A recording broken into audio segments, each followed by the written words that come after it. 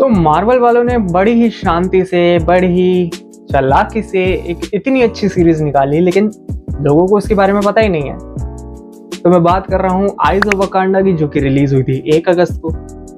अब देखो, तुम में से बहुत लोगों को पता होगा कि ये सीरीज आने वाली है, लेकिन ये आ भी गई, ये तुम्हें पता ही नहीं होगा। हाँ, ये आ चुकी है, तुम हॉटस्टार पे देखो जाकर। 1 अगस्त को आइज ऑफ वकांडा रिलीज हो चुकी है एंड ये जेन्युइनली अच्छी है। मैं तो बहुत हल्के में ले रहा था, मुझे मार्वल एनिमेशन से भरोसा उठ गया था जब से उन्होंने व्हाट इफ का सीजन 3 निकाला था। व्हाट इफ का सीजन 3 तो मैंने 2 एपिसोड के बाद ही छोड़ दिया था, क्योंकि इतना ज़्यादा बेकार लगा मुझे वो। लेकिन ये सीरीज ये बहुत अच्छी है, इसको तुम बिल्कुल भी मिस मत करो। अब तो ऐसा लग रहा है मार्वल वालों को खुद से भी उम्मीद नहीं रही। इससे तो कुछ उम्मीद रखो नहीं, समझ में आया नहीं आया? नहीं, मैं बहुत झेल चुका हूँ।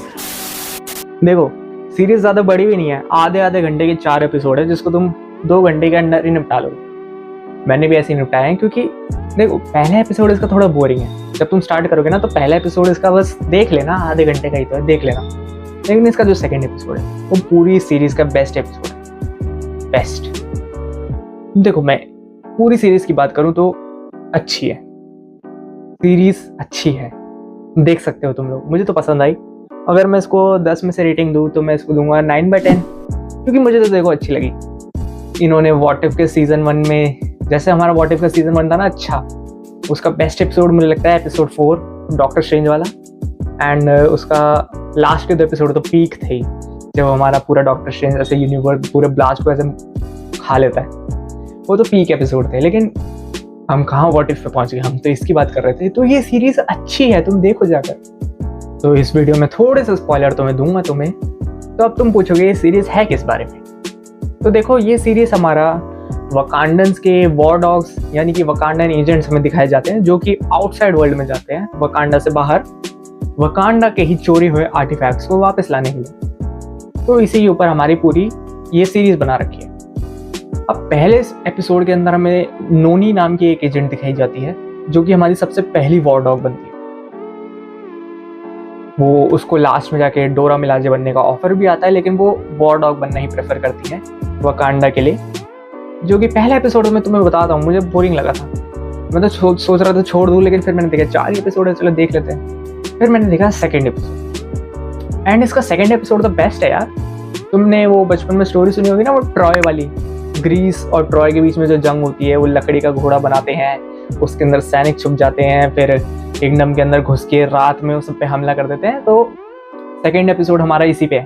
तो हमें इसमें दिखाया जाता है कि हमारा ग्रीस की साइड से एक वकांडन एजेंट है, जो कि घुसा हुआ है बस ग्रीस की आर्मी में, अपने मकसद के लिए कि मुझे आर्टिफैक्ट को लेना है। एंड वही स्टोरी हमारी चलती है। सेकंड एपिसोड में जो हमारा एजेंट दिखाया जाता है, उसका नाम होता है एजेंट मेमनू। एंड यहाँ पे मुझे वकांडन्स थोड़े सेल्फिश लगे, लेकिन यही है भाई वकांडन्स का, कि अपना काम बनता, कुछ भी करे जनता। खैर, सेकंड एपिसोड तो मुझे बेस्ट लगा। इसका थोड़ा सा दुख भी हुआ था लास्ट के सीन में, लेकिन अच्छा था सेकंड एपिसोड। फिर हम आते हैं थर्ड एपिसोड में। तो थर्ड एपिसोड की शुरुआत होती है कि हमारा एजेंट बादशाह चाइना से आर्टिफैक्ट लेकर वकांडा वापस चला जाता है। एंड वो एक गड़बड़ कर देता है कि वो देखो चाइना से चुराता है, तो वहाँ पर एक ड्रैगन का स्टैचू होता है, तो उसको उस ड्रैगन के स्टैचू से जीभ लेके जानी होती है, क्योंकि वही वकांडन, मतलब वही वाइब्रेनियम की बनी होती है।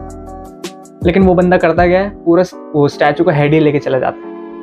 एंड इसी की वजह से उसके शिप के अंदर एक इंट्रूडर आ जाता है। एंड गेस करो इंट्रूडर कौन है? तो उसकी शिप में जो इंट्रूडर आता है वो होती है हमारी आयरन फिस्ट। होता है नहीं, होती है फीमेल आयरन फिस्ट। तो मैं यहाँ पर डैनी रैन की बात नहीं कर रहा हूँ, मैं यहाँ पे बात कर रहा हूँ जोरानी की, जो कि हमारी फीमेल आयरन फिस्ट होती है। इसको भी अपनी पावर्स वैसे ही मिलती है, अपना महान जो अपना ड्रैगन होता है शाओ लाओ, उसको हराती है, फिर इसको आयरन फिस्ट की पावर्स मिलती है। देखो, इसका नाम तो इसमें जोरानी दिखाया गया है। अगर मैं तुम्हें इसके चाइनीज नेम की बात करूँ तो इसका नाम कुछ होता है आओ शाओ वाओ, इसका कुछ होता है वू आओ शा, क्या नाम है इसका, वू आओ शी। तो देखो, अगर इसका मैं तुम्हें सीरीज वाला नाम बताऊं तो उसमें तो हमें जोरानी दिखाया गया है, लेकिन अगर मैं तुम्हें इसका रियल नाम बताऊं, चाइनीज नेम, तो इसका नाम होता है वू आओशी। चाइना और जापान में ऐसे नाम होते हैं भाई लोगों के, अब क्या कर सकते हैं। अब अब पता नहीं मैं ढंग से बोल रहा हूँ, लेकिन इसका ये नाम होता है वू आउ शी। तो ये हमें फीमेल आयरन फिस्ट दिखाई जाती है। फिर इसके बीच में हमें वही दिखाया जाता है कि हमारा ये जारी होती है, सारे वकांडन्स को पीटते पीटते पीटते सारे से पिट रहे होते हैं वकांडन्स। फिर एंड में जाके इनका एक अपना हो जाता है, मामला सेटल हो जाता है। वो अपना जीभ रख लेता है जो कि वाइब्रेनियम की बनी है वकांडा वाले, एंड जोरानी अपना स्टैचू को, बचे हुए स्टैचू को लेकर चली जाती है। फिर आता है हमारा 4th एपिसोड एंड इसकी एंडिंग। इन्होंने जो लास्ट में जाकर MCU से कनेक्ट करा है उसको तो तुम 11/10 दो भाई, बहुत अच्छा कनेक्ट करा है। इसकी एंडिंग बहुत अच्छी है। अगर ये सीरीज मुझे बढ़िया लगी तो मुझे बढ़िया लगी इसकी एंडिंग की वजह, क्योंकि इसकी एंडिंग बहुत अच्छी है, बहुत अच्छे से लिखी गई है, क्योंकि इन्होंने बहुत ही ज़्यादा अच्छा कनेक्ट करा है। अब देखो मैं तुम्हें इसकी एंडिंग बता दूंगा तो तुम्हारे लिए स्पॉइलर तो हो जाएगा, लेकिन 4 ही एपिसोड तुम क्या ही करोगे, अब सुन ही लो ना स्पॉइलर। चलो बता देता हूँ। तो इसके लास्ट एपिसोड में हमें दिखाया जाता है प्रिंस तफारी, और उसके साथ हमारा एक उसका जनरल ऑफिसर होता है जिसका नाम होता है किप्पू, क्या नाम होता है उसका, हाँ, तो उसके साथ हमें उसका जनरल ऑफिसर दिखाया जाता है जिसका नाम होता है कूड़ा। कूड़ा कूड़ा समझ गया ना? ठीक है, तो ये दोनों हमारा जाते हैं वकांडा से ही ऑब्वियसली चुराया हुआ आर्टिफैक्ट ऑब्टेन करने, जो कि होती है हमारी एक एक्स। अब मैं बात कर रहा हूँ इस एक्स की। याद करो इसको कहाँ देखा है, याद करो याद करो याद करो। याद आया? ब्लैक पैंथर मूवी याद है 2018 वाली? अपना किल मॉन्गर और यूनिसेस क्लॉ क्या चुराने आते हैं, इसको ही चुराने नहीं आते? आया याद कुछ?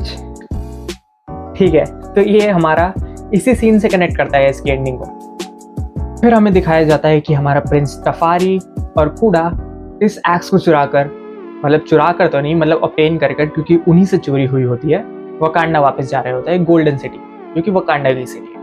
फिर वहीं पर इन पे बीच रास्ते में हमला होता है, वो होता है एक ब्लैक पैंथर। इनके वकांडा की टाइमलाइन का नहीं, फ्यूचर से आया हुआ ब्लैक पैंथर, या फिर मैं कहूँ आई हुई।